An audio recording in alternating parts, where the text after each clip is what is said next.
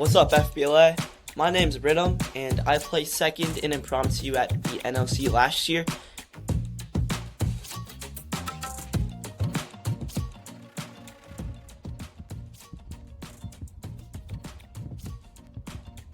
Nonverbal gestures, which are usually gestures done with your hands, are incredibly important in public speaking, and it's something that I think is really underrated when it comes to speaking.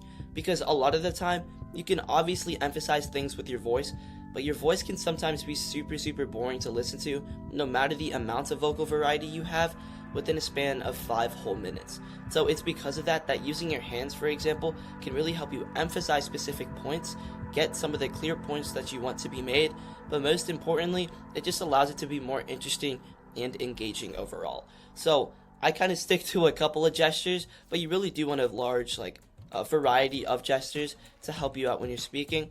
You don't want way too many where it's kind of distracting from your speech, but you also don't want anything at all where you now just kind of stand like a stick the entire time. So it's really about finding that balance for you and something that really helps you overall.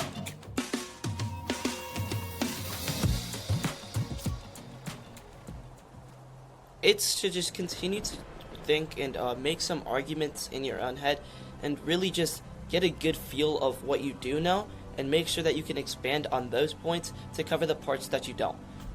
At the end of the day, impromptu is not necessarily a event where you're going to be able to know everything. That 10 minutes that you have to prepare can really fly by fast. So the main thing that I like to do in order to make sure that I'm getting all the information that I need out is just to think of 2 big points of argumentation where I know exactly what I'm talking about with those points, or at least a rough idea. And instead of touching on subjects where I might be a little uncomfortable, I focus on what I do know and I expand them to look at other areas of analysis within them to ensure that I'm at least giving some sort of actual response back. The only way you can really improve sometimes is just to practice. And I did do a lot of practice throughout the year. I'm involved in some other clubs where I do a lot of public speaking, so that kind of helped me out with impromptu. And, that's super important.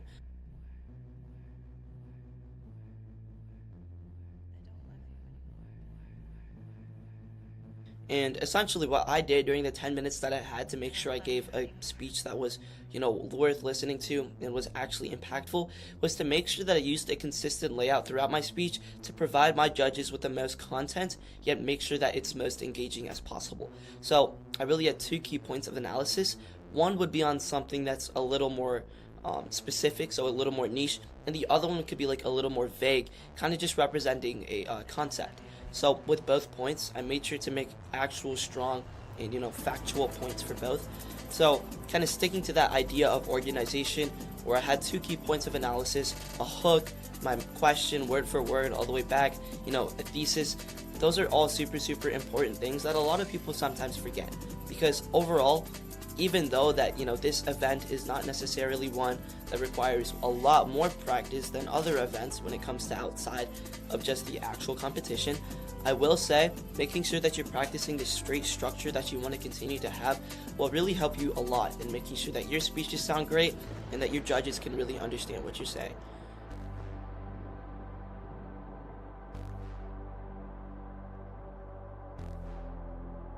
Honestly, I think hooks are one of the most crucial parts of this speech, sometimes even more than some of the content that you can give, and that's just really because your hook kind of sets a precedence and also just idea of what your speech really is, and it can tell a lot about a public speaker in just the first couple of seconds.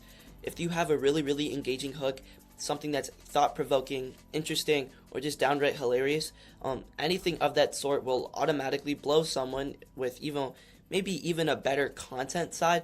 That person with better content simply will not place as well as you if you are able to make sure that your judges are engaged and entertained overall. You really have to understand that it's not necessarily about giving the greatest speech, but something that's also super memorable and something that you can look back on and be like, wow, I did a great job with it, and it's something that I really want to continue to expand on. So, once again,